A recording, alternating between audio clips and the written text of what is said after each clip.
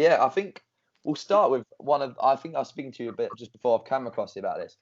You are getting everyone through this period in the best way possible by coming up with the most creative trick shots. And I've never seen a bat use so well. Talk us through the thought behind that. Did you just pick up a bat and think, what do I do with this? Or so that one I got from an idea from a friend who I used to live with in Nottingham. He said he wanted me to try off the back of the bats, and I just said, like, it's not going to happen. So I went off the face for the first one and then kept adding bats until I kind of got as far as I thought I could get. And it just blew up overnight. Woke up the next morning and everyone was retweeting it and liking it, etc. So it was a bit crazy, but yeah, these trick shots are just getting me through this time, to be honest.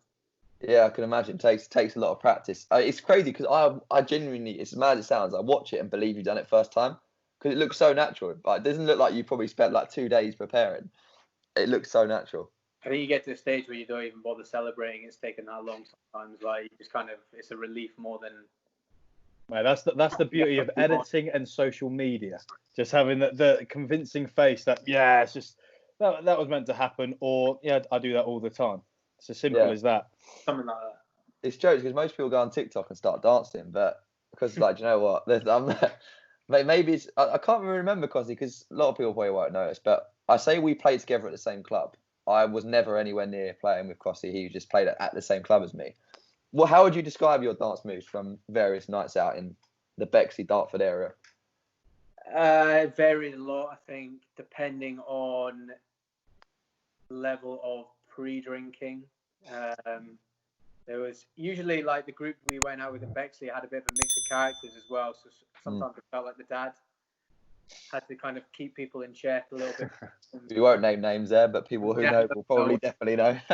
Some loose cannons that I felt like I had to just, keep an eye on. And then other times where it just got crazy and you wake up and you don't really remember a lot. So those kind of, things happen. Absolutely. Afternoon-wise. Have you got any rogue drinks at your club, Buzz? Any real rogue choices that people go there and you just, if those come out, the night's taking a strange turn? Yeah, there's a few people. Cookie knows a few of them as well. There's one chap that I won't say his name on camera, but he can do a bottle of wine in 4 seconds, and he's the sort of guy that he's there for a good time, not a long time. One of the finest stories that we've ever done, and this involved another Bexley boy. We convinced him he hadn't done the bottle of wine, so he finished it, and then about 2 hours later, we'd convinced him you hadn't done it at all. Finished the second one in the same amount of time, of which we then found him maybe half an hour later, starkers in that establishment's toilet with no clothes on. And he'd actually tried to get rid of something down the toilet where he shouldn't have, because he had himself a little accident. But yeah, I think.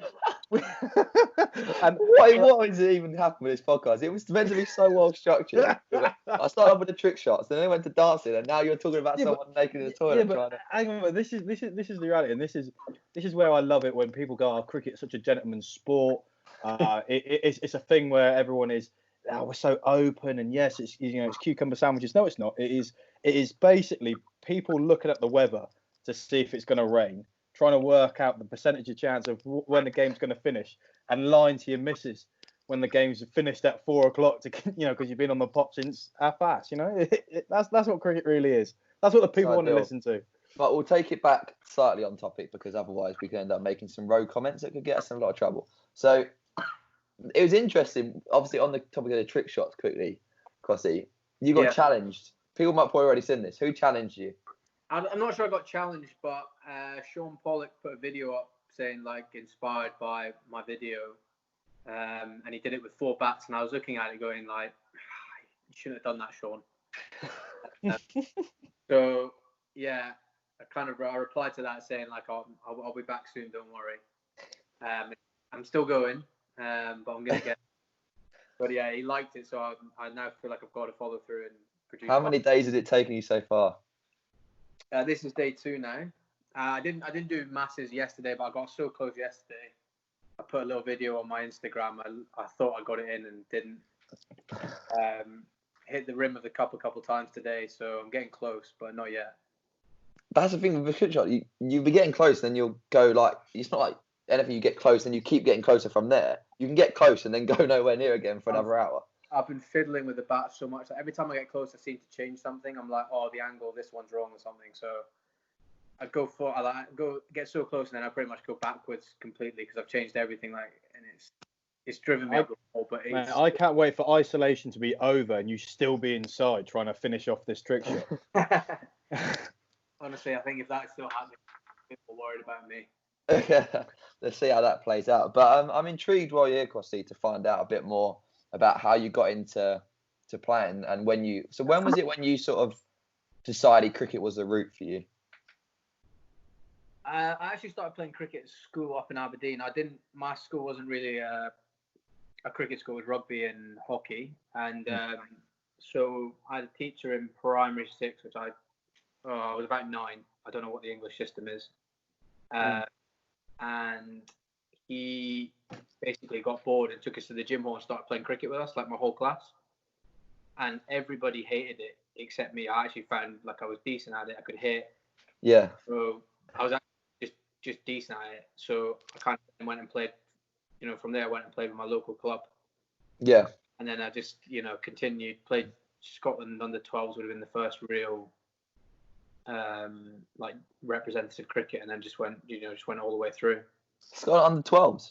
Fair play. I love how you didn't mention football there. There's not much football because there must have been something going wrong to get you to support Liverpool. But we'll stay aside of that. I don't want to bring that topic into this discussion because they're flying. But yeah, it's so. Was it say from Scotland under 12 right the way all age groups from then up to? Yeah, basically straight all the way through. Obviously, I finished school when I was 17 as you do in the Scottish system, and then I went straight to Loughborough for uni. Yeah.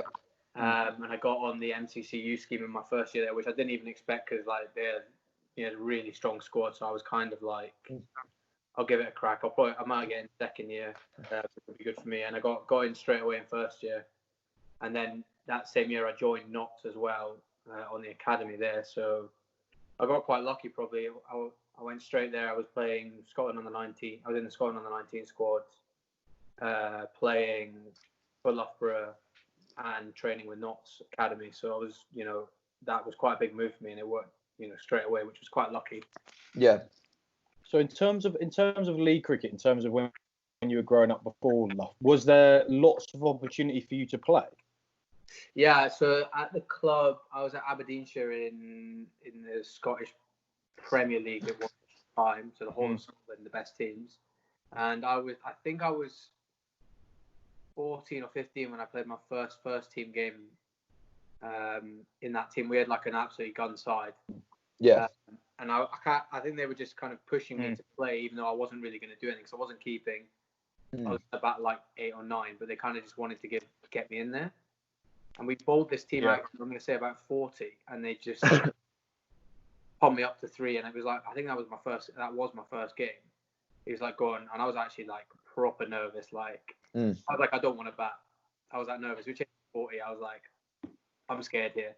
And then I stayed in the team thereafter, and that year we won the double. So it was just a mental year. I remember getting like 40 batting like 7 or 8 in a game that we ended up winning, and I was like, this is amazing. Like, yeah, I really do want to do this. Yeah, we had a guy on. We spoke yesterday with Karanjit Bansal. It's funny enough, he played in the not second 11 when he was younger, and he was in Notts Academy. Yeah. And he was saying that when he got the opportunity, it's albeit slightly different. It was Notts 2s because he's got a duck in his first game, the second baller. Then in his second game, got 9 and then 0 and a 9. He didn't feel that validation. It's interesting that you would sort of just like straight away fussed into it. And I think sometimes that gives you that validation because, like I said, that score of 40 is equivalent to like you take over 100 now because it proved to you at that time you're ready. Do you reckon that was a big impact? That in that first year made you more confident?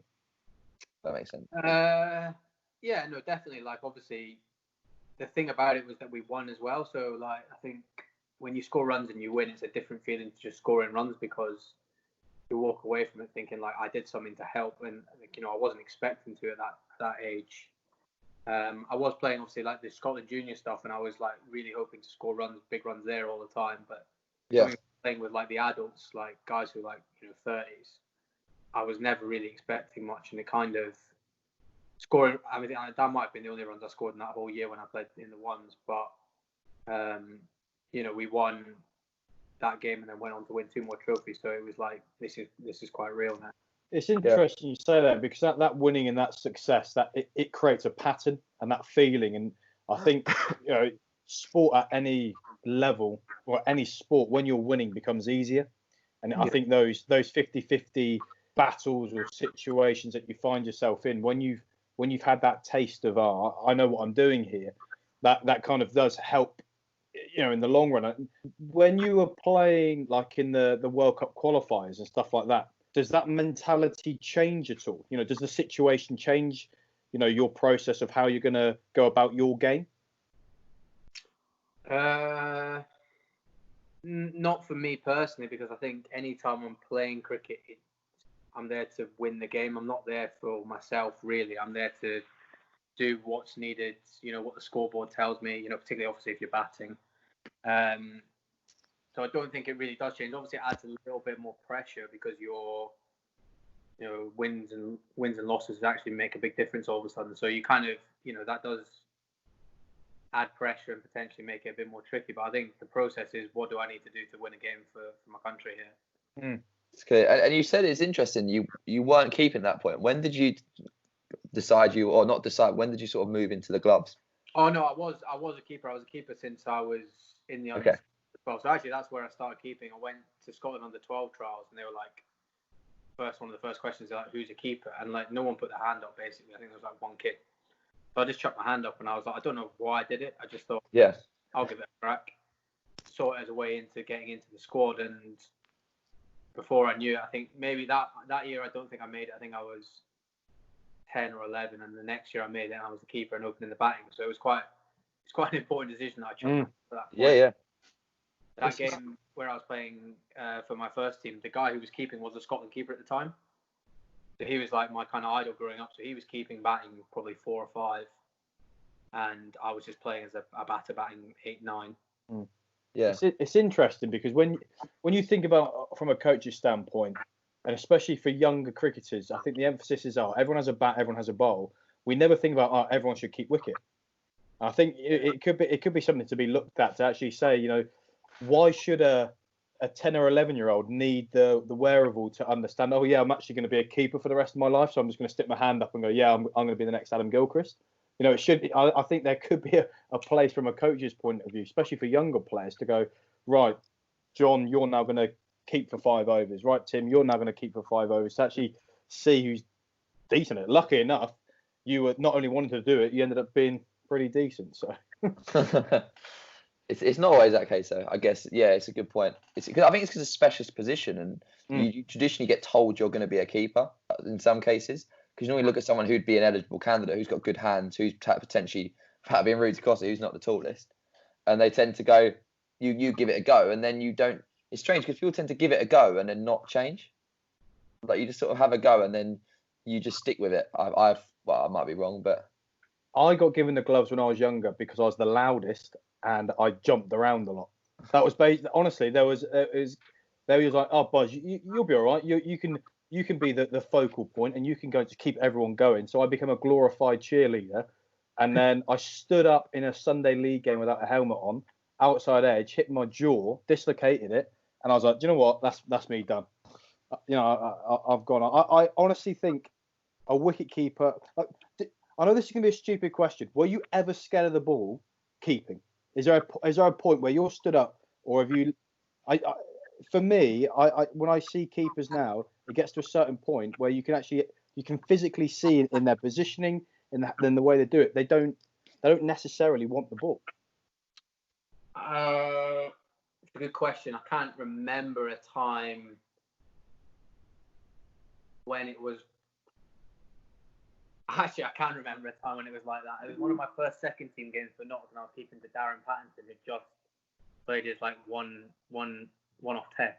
And he's playing in his 2s game, and he wobbled the cricket ball like I've never seen before. It was just, Ricky Vessel stood at first slip, just like, and he's quite like a cheeky kind of kind of guy, and he was just giving me dogged if he stood at first, because he's obviously a keeper as well. He knew exactly what I was going through, but he was just making me feel awful about it. And this ball was going all over, and I was actually like, I don't want this. I was like, I'm gonna get hurt, or I'm gonna get hit in the face. One's gonna hit like my wrist and then hit me in the face or something.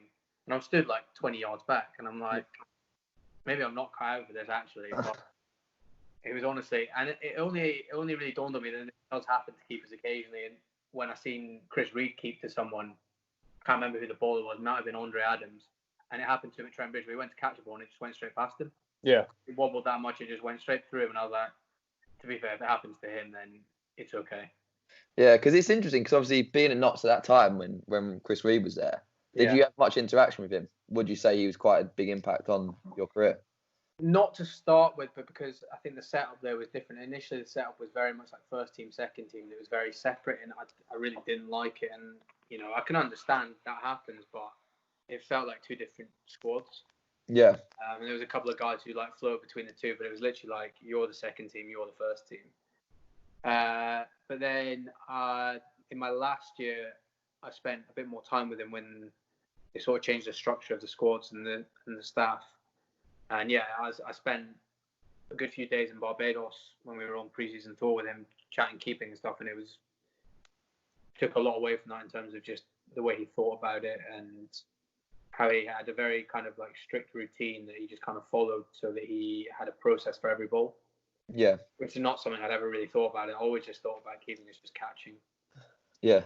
But some people respond best that way. Some people like keeping it simple. Some people don't work well in an environment when they have to overthink it. But it's interesting to say that, because, like I say, when we spoke to Karanji yesterday, he was twos but never made it to any level beyond that. He just went to Prem cricket, and he went down the coaching route. And he was saying that conversations, and I agree as a coach, conversations are everything between player to coach to other coaches, player to player. And it's interesting you said that there, that all it was a conversation with him to think differently about it, and actually it may have influenced you slightly into what you did going forward. Mm-hmm.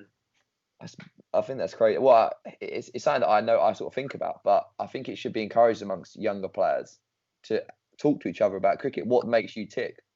What makes you? Why do you do things? What's your thought process behind that? Yeah, definitely. I think it's one of those things that the older I get, the more I try and do it. It's just speaking. Especially batting is very easy, just to chat batting and just, you know, thought process and understand why people are doing something. Not that it necessarily applies to you, but I think like you can sit and watch videos of guys doing things. You could go watch videos of Kohli, De Villiers, whoever batting on the internet, but until you understand why they do things or what their thought process is, I don't think there's a lot of relevance. Like I did it when I was younger, try and copy certain players or do things that they do, but they don't really understand what it is or why they're doing it. Yeah. Like those kind of conversations, when you ask someone why are they doing it, for me, you understand how you apply it to your game. You can only apply it to your game if it's within your capability. You know, different in that respect. That's fascinating. I'll give you a bit of a heads up for later, because one of the questions I like to finish with is, have you got any advice you give someone? And I'll save that for later so you've got a bit of time to think about it. And Karanjit said yesterday he had a chat with Virat Kohli once for 40 minutes, and he said, I keep getting to 30, but I can't go on. I can't continue. I keep getting out in the 30s. He said, if you can score 30, then you can score 60. You can score 60, you can score 90. And it's crazy how just hearing some words from someone once can have such a positive impact on you as a player, and it can help you. And not necessarily that will work for everyone, but you never know when you have a conversation with someone and it just clicks for you and goes well. I think we were about to ask that, no, Buzz? Or yeah, I was going to say in terms of from where you are now to where you started, the game would have changed massively. So obviously the emphasis in 2020 cricket is gone massive, and obviously you've had the opportunity to go around the world and play it now. Is that I always look at it from a batter's point of view and a bowler's point of view. Has there been anything that's kind of from a keeper's point of view where you've kind of had to completely adapt or change your game? Because I'm guessing like the actual, where you said before, keeping to you used to think about just taking the ball. Well, in 2020 cricket, you might only be taking the ball 8 to 10 times in an entire match. So, you know, is your workload or your processes changed there? I don't think so. The only thing I can think of that I'd say maybe is like trying to work on the sort of awkward takes. The things like it happens a lot more now. People reverse sweeping, scooping, just getting in some awkward positions, like batters walking around the crease. So you've got to be able to see, sort of trying to make, particularly for T20, make it as difficult as possible. Because like you say, you only take 10 balls, but if you mess up one of those 10 balls, it costs you the game. It's interesting. Go on, so good. It's interesting because obviously I would have thought that keeping the cue is a ball, and you're obviously you got to watch the ball the way through. But if you see a batsman shaping up as though they're about to try and ramp, for example, at what point do you start watching their movements and think about maybe moving yourself to? Do you think about that, or is that really just pure instinct? That's a good question. I realise it's quite a hard one. Because I think it's always just a reaction. I think it's an instinct thing. So like, it depends. Like, so I don't know. Say like a spinner's bowling, and I see someone go to like reverse paddle or paddle. I'll start running. Yeah. I'm almost going to back them to hit it. If they miss it, it's a bit. So, if someone tries to scoop a medium pace, there's not really a lot you can do, to be honest. Like, you can try and like block it, but just stand up, get your face in the way, and just. Well, I think Cosgrove just head down. Stop the ball, isn't it? So like, if they miss it, you want to be there. There'd be no worse feeling than, and it's happened before. Someone goes to reverse sweep, I run away, and they go straight, and they miss. Everyone misses it. So, I think it is an instinct thing. I don't think you say if someone reverse sweeps, I'm gonna run away, or I think you kind of decide as it happens. I don't think you go. Because when I look at keepers now, it's almost from when, especially when a slower bowler is on, they almost become an additional fielder inside the ring. So inside that kind of 3 to 5 meter mark, that the explosion that you see from a keeper behind the stumps to, in front or behind the square is almost, like I say, that fifth fielder to stop that single. And I just think, how keepers now change. Is there anything, is there been keepers that you've looked at away from like the major names? And obviously Dave froths over MS Dhoni like we all do. Well, don't pretend you didn't mention him every single day. Right, this is not going to carry on any longer than it needs to. Right? I just coincidentally happen to bring MS Dhoni up a lot in relation to our Instagram lives. And actually, I'm proud of that now, because is there a better judge of a keeper, and that out-and-out keeper, than MS Dhoni? And that's an individual question for Crossy afters anyway. Yeah, so Crossy, who to you, when you look at keeping now, go, yeah, he's another level? Oh, that's a good question. I mean, to be honest, I think Dhoni is the standout one. But you wouldn't say he does lots of, like, in terms of what you were talking about, they're fielding around the bat. You don't see him do a lot of that. He just kind of stands there, does his bit, does it well, very calm. It's funny. Like I look at keepers now, and it's almost like the emphasis of and this is only relating to the shorter format, but the emphasis on the skill of keeping has gone away from the glove work and is now moving more towards your ability as a batter. And it's just it is that simple. I say simple, bad word, but the execution of what the keeper needs to do, and that is when someone snicks it, you're there to catch it. If they're out the crease, you're there to stump them. You're there to run them out. But almost the emphasis now is, okay, that's your job for 10 to 12 balls. We now need you to bat for 30 balls and score 50 to 60 runs. Yeah, it's an interesting one. It's one that I'm not sure where I sit on it, because I kind of agree with both sides of it. I think having a keeper who can bat in the top 3 or 4 is invaluable now, because it allows you to play an extra all-rounder or an extra bowler. But the difference of, if you were at the top level and guys make mistakes and you drop the gun player who then gets 100s, was it worth it? I don't know. So it's one that I don't know where I stand on it. I think you've got to be very good with the gloves and be able to be effective with the bat wherever you can fit into the side. I think. I'd also think it's quite a cutthroat position as well. I mean, there's not, I can't. I always relate it to a goalkeeper in the sense that no one remembers the good things a keeper does throughout a game of cricket. But if they drop one catch or they miss a stumping, straight away that's in the forefront of everyone's head.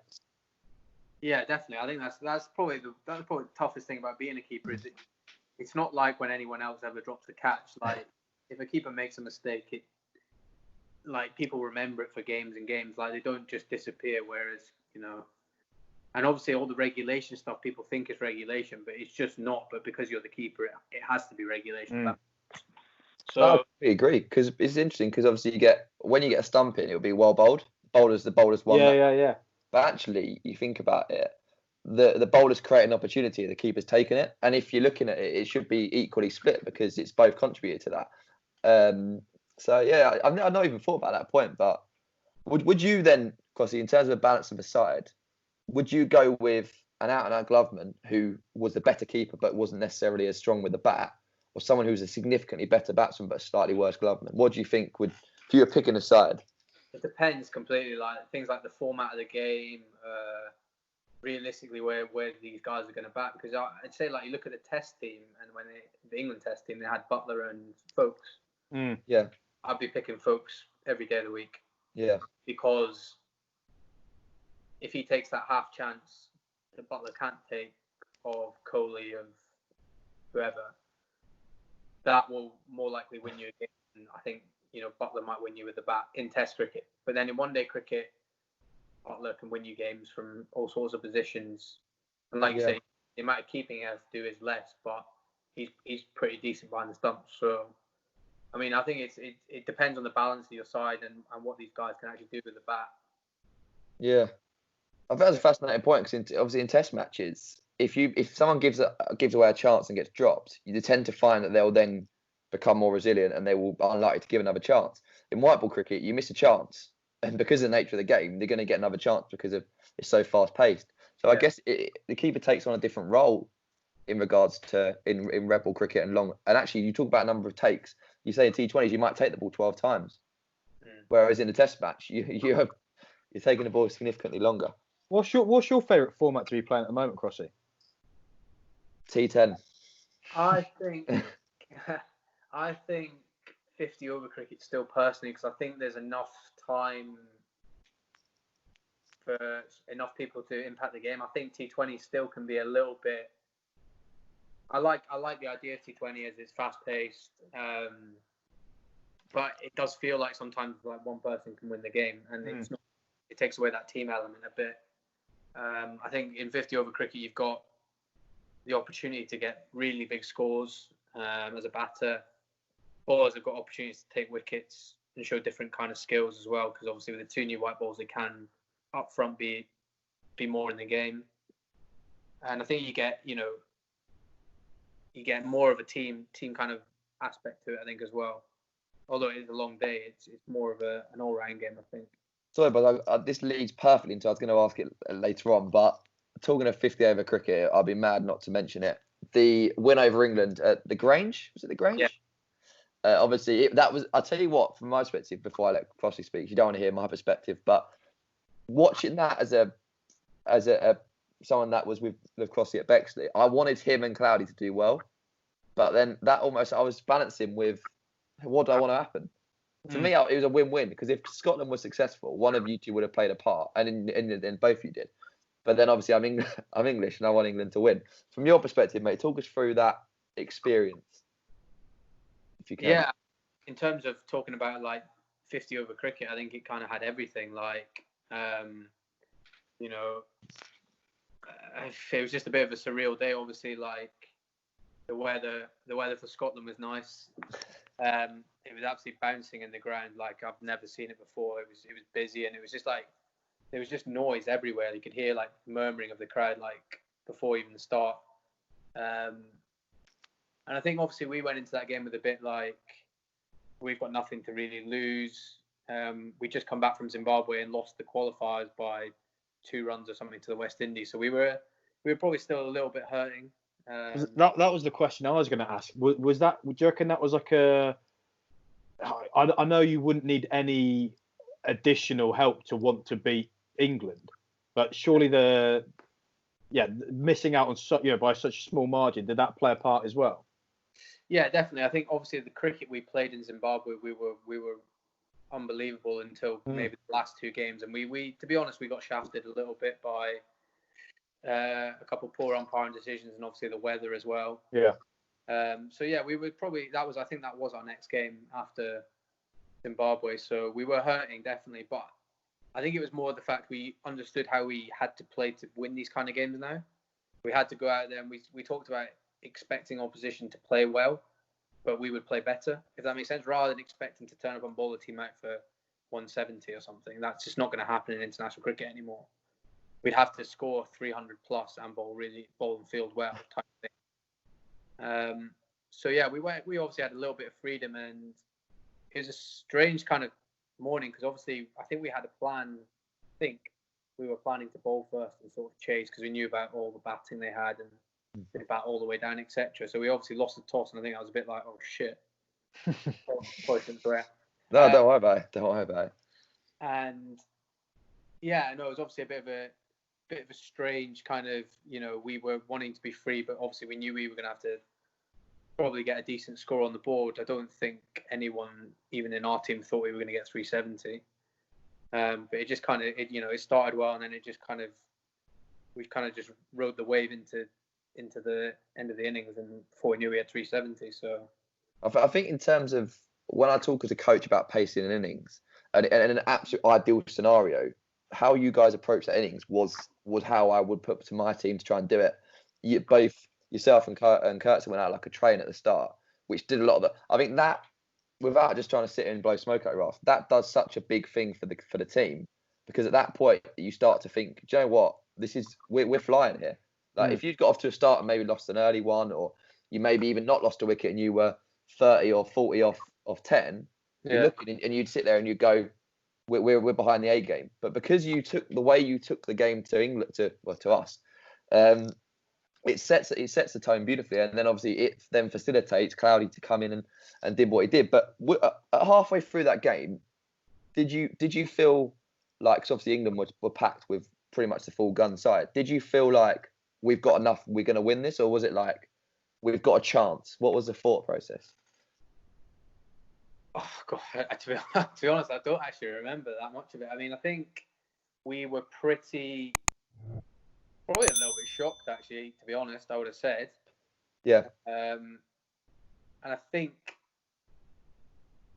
although we knew it was a big score, it wasn't ridiculous because the wicket was flat and the outfield was like absolute lightning. The ball was just flying everywhere. So yeah, and it's not the biggest of grounds either. So I think there was still a little bit like, we're going to have to be pretty good here because we knew what we were coming up against. So I think, I mean, after 10 overs, I think they were on 100 plus. So I think if we had any idea that this was won, it was pretty evident straight away it wasn't. I mean, they came out, Bairstow and Roy, just ridiculous. But to be fair, to be honest, after 10 overs, I was like, they're probably going to win this in 30 overs. And I think I'd be telling the truth if a couple of other lads thought that as well. I mean, it was ridiculous. But we just, luckily because we had such a big score, it always meant we were always in the game. And I think once we actually got rid of Bairstow, there was a little bit of control all of a sudden because I can't remember who would have been batting three. Hales was batting three, and he was going a run of ball, which was absolutely fine. But I think Bairstow obviously was 100 or 50 balls. So once we got him out, it felt like we wrestled a bit of control back. Yeah. That's incredible. They were in the driving seat the whole way there, to be honest. Yeah, I think I still don't think chasing 370 England threw it away. I think, but it just goes to show like the different mentalities of, at 370 on the board, you would think, oh, this is a cakewalk, but it just shows you at the elite level now, and within cricket, and this is what Dave and I have discussed this. I don't think there's ever a game where you're out of it, and we've spoken openly. One of these days in a 50-over game, 400's been done, closer to 500. If it were to happen, I don't think anyone would be. Look, it'd be amazing watching, an amazing achievement. I don't think anyone's going to be blown away or shocked anymore.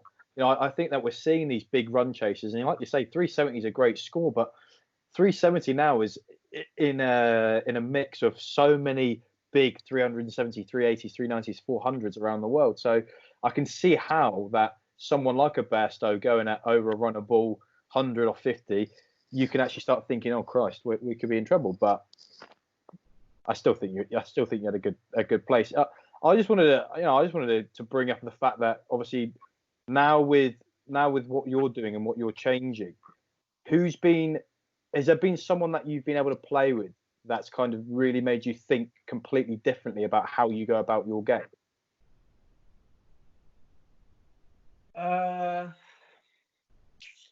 Probably my last coach, Grant Bradburn, in certain ways, Craig Wright, who was coach before as well.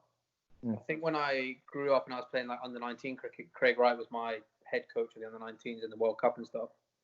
And it was kind of like I always had a bit of a license, like opening the batting, just try and score quickly, have fun. Got a lot of 30s and 40s quickly, but it never really amounted to much. But then kind of when I stepped up to playing for Scotland, I really I probably still initially played that way, kind of a bit carefree, etc. But when I kind of got my go up top, I had to start thinking about scoring big scores.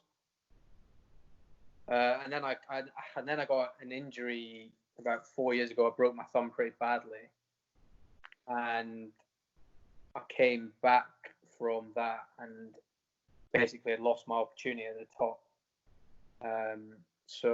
And other guys were getting a go. So then when it came back around to my turn again, I really put a focus on trying to make sure I got hundreds, because I was guilty of probably getting a lot of 20s and 30s without getting hundreds. And then I think that was the same year I played for Bexley, actually, my first season for Bexley.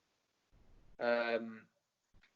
I knew I had to start getting match-winning scores as opposed to just kind of doing a decent opening partnership and then getting out. So the year I got 100 against Sri Lanka at Beckenham in 2017 was a kind of turning point. And I guess it kind of came from the coaches in the sense that I realised I had to start winning games and not just contributing. There was too much pressure on guys like Kyle and Cloudy they were kind of the bulk run scorers. And that if I wanted to be open the batting or batting in the top three, I had to start scoring winning games, scoring hundreds, etc. Yeah, I'm gonna go over a few quick fire questions now, just to get through a few that people probably wanting to know, because I'm wary of the time it's really getting on now. First of all, best player you've ever played against, in your opinion? That's a good question. McVicker. No. Played against Sangakkara at the 2015 World Cup, and that was his third 100 on the bounce. It was silly.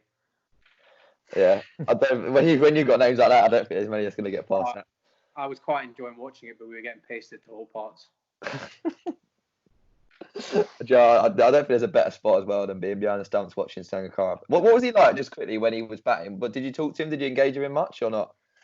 Did he just go about his business? Not really. I was only probably 21 then, I think, so I was still probably a bit nervous. And he was a proper kid hero, so I was kind of just watching him, and he was just taking the piss a little bit out of some of our bowlers, and it was kind of funny to watch. But he got 140.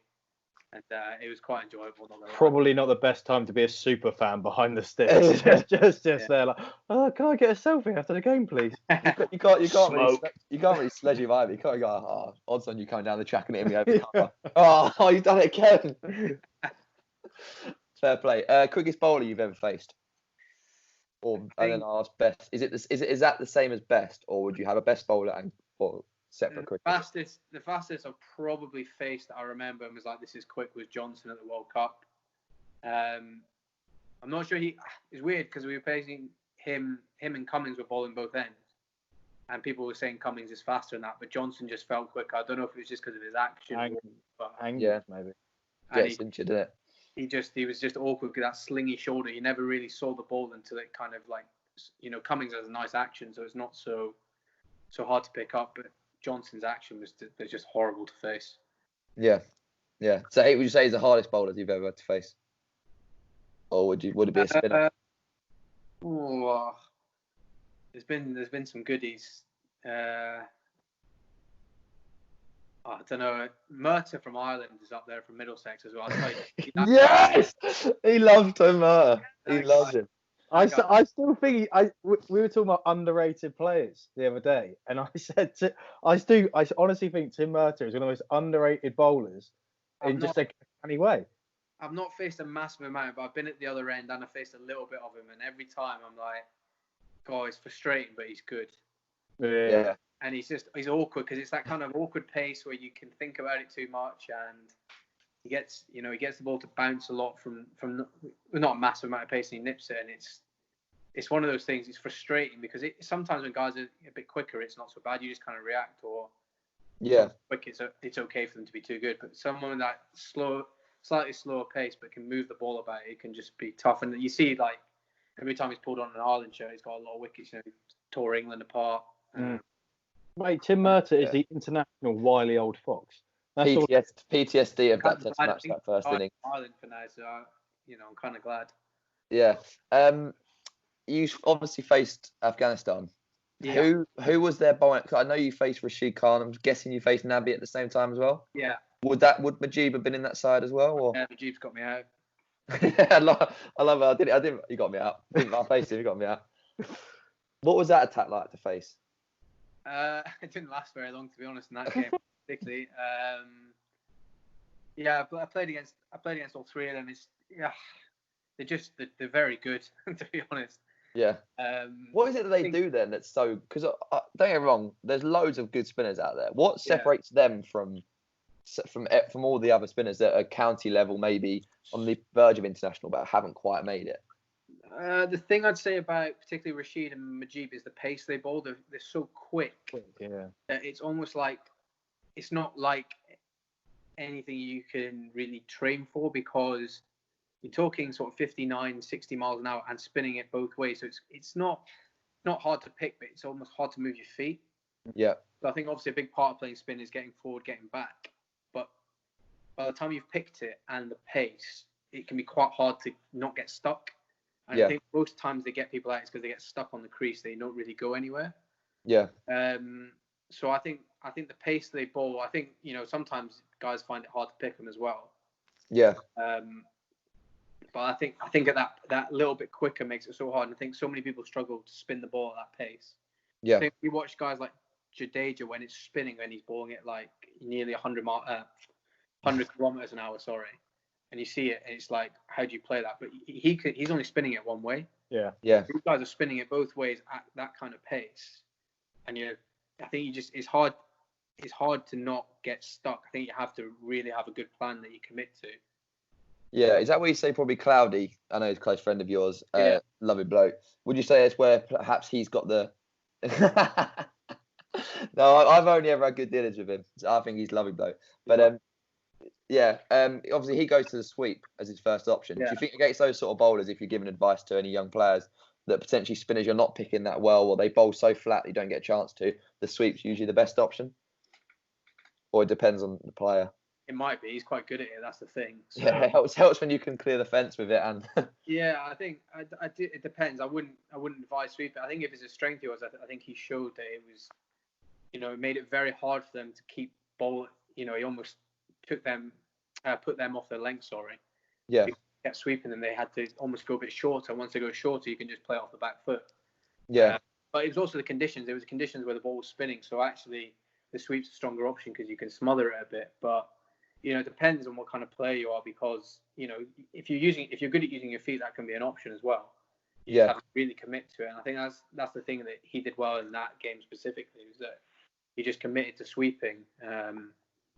So I'd say you've got to figure out what your best way of playing spin is, and that was his way, and he took them apart in that game. But Richie was batting with him, and he played them both exceptionally well as well. He probably played a lot straighter and just was really good at coming forward and going back.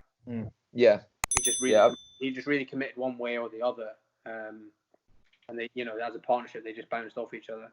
Do Scotland actually see? They look at Afghanistan, and they've now been almost like the figurehead of the association. Teams going through. There must be a lot of reward almost looking at that nation and their success over the last 4 or 5 years. Is that obviously that's still the goal for Scotland to break through into the bigger the bigger scene?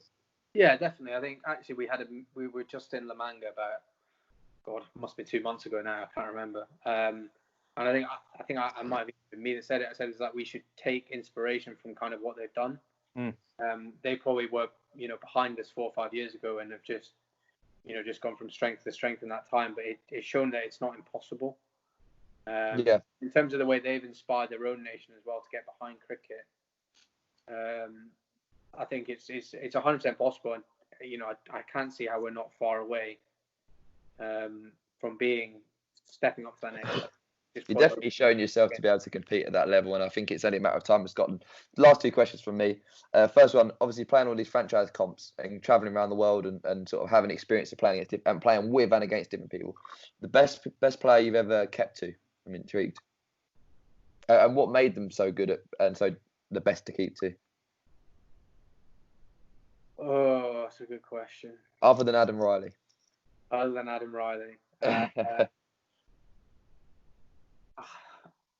kept in Ryan in Canada this year, and I thought he was pretty good. I'm convinced half the time I wasn't really picking him. But he bowled it at that similar kind of pace we talked about. The wickets were just flat; they weren't really spinning. So I was a bit like, if the ball was spinning big, I think I would have struggled. But he, again, that kind of pace I mentioned earlier, his like control of his variations was so good. But obviously, once you can get it spinning both ways, I think he'd have been a handful. But it just didn't really happen. But how did that conversation go? Because obviously you're together for a minimum amount of time before you go into games, and obviously someone like that who is so tricky and skillful, and the batsman struggled to pick him. So obviously, how did you go about building that rapport? Was it easy, or was it? He's quite a quiet guy. He doesn't say a lot of words. But when he does speak, you do like kind of listen because of that. But he didn't really say. We didn't really have much of a conversation. We had one training session where I kind of sort of kept to him from a couple of yards back behind the stumps, and I was just trying to watch it as hard as I could. And actually, that training wicket we played on was ragging, so I was a bit like, I was proper nervous after that because I was like, oh my God, this is going to be hard. It's all on TV. I'm not entirely sure. He's got 4 or 5 different bowls. But I guess I didn't have to really take that many, luckily. But I just kind of watched it and tried to figure out any cues I could kind of pick up. Watch the seam, which is my best advice is try and watch the ball and watch the hand as closely as you can. And that must go hand in hand with when you're batting. That must be the biggest advantage of being a keeper, because you're training so much on just watching the wrist position, watching the ball so carefully. When you're batting, those sort of cues against any opposition, that must become easier for you, surely. Yeah, I think so. Obviously, I'm kind of lucky enough that I've not been a keeper, if that makes sense, at any time. So I've never really struggled to not pick people. Whether I play it well or not is another matter. But I've always generally found leg spinners or mystery kind of spin not too hard to pick. But like I say, it could just be because I've been lucky enough to be at the other end, keeping to it. So you notice little things in actions and run-ups. Even in run-ups, you can sometimes notice things. We talked about Rashid Khan and the way his run is slightly different, and the way you can see the way he holds the ball in his run-up. So obviously, guys who aren't used to standing at 22 yards away, just watching them trying to figure out which way to spin. Because obviously, when you've got bat, you've probably got more chance of hitting. But obviously, with your hands, you have to basically know which way it's going to go. Yeah. So you got to figure it out pretty quickly, or else you're in trouble. You can't really react necessarily. Yeah. You can't get away with it. And if you miss it, it doesn't matter sometimes. But I think it's just been lucky that being a keeper, I think you're probably a little bit more used to it. Yeah. Just literally a quick one on that is, guys, when you're working at home, when you're training, if you are a keeper, try and do as much work as you can in pairs with your bowlers, just to understand them and understand how they work, because it's the relationship you have, especially with a spin bowler, like Crossy said. is so valuable. If you know each other inside out, you know when you're going to do certain things. It gives you such an advantage over the batsman. And then finally, mate, last question from us. What's the best bit of advice you've ever been given and why? It doesn't have to be related to keeping or batting. It could just be general advice. Anything that you've had that stuck with you. I'm not sure who would have said this specifically, but it's kind of a common theme I think we always bring up in team discussions is never being afraid to talk cricket. We kind of mentioned it earlier, but I think guys sometimes are a little bit, by nature just standoffish in terms of asking people why they do things or what they see. I think something that potentially as a Scotland team, I think we're quite good at now is we talk a lot in the nets. Although there's that competitive element in that, you speak to the bowlers and ask them what they see and what they're thinking, and then you can obviously then relate that to your game and what you're trying to do. Yeah, I think you can learn a lot off each other just by having conversations about what other people see in you or what you see in them.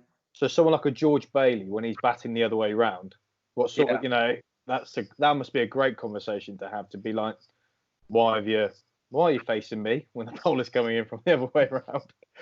Yeah, it's a strange one. No one really was. It was quite. We were obviously he was in my team in Canada. Yeah. I think everyone was a little bit scared to ask him at the start of like whether it was like okay to ask him. I'd have loved it if you didn't know and you were in the nets keeping and he's just looking at you. You're looking at him like, "Hi mate, you're right." Yeah.